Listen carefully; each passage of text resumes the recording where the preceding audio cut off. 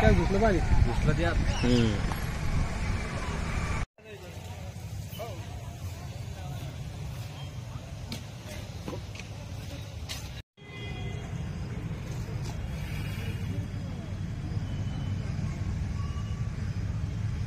Okay.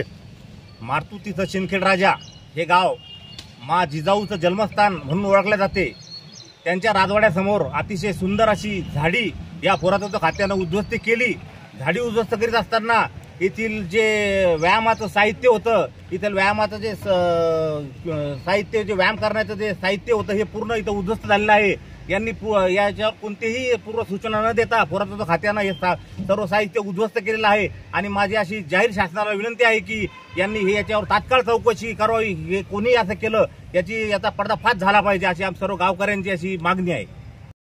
आज माँसाहेब जिजाऊ यांच्या जन्मस्थळासमोरील मागील 20-25 वर्षापासून लावलेले पामचे झाडं आज निर्दयीपणे पुरातत्व विभागाच्या अधिकाऱ्यांनी तोडून टाकले.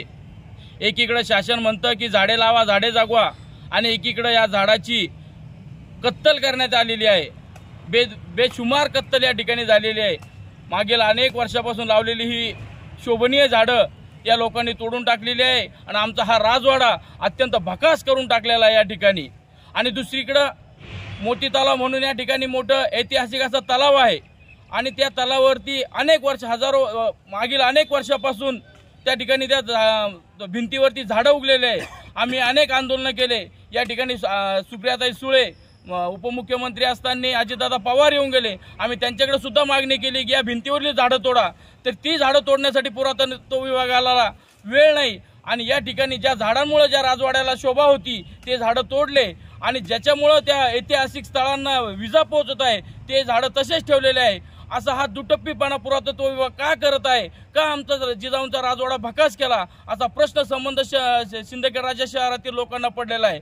पण आता उर्वरित झाडं जर या विभागाने जर तोडली तर हे गाव बंद आंदोलन आम्ही या ठिकाणी करणार आहोत. ही शासनाने याची दखल घ्यावी.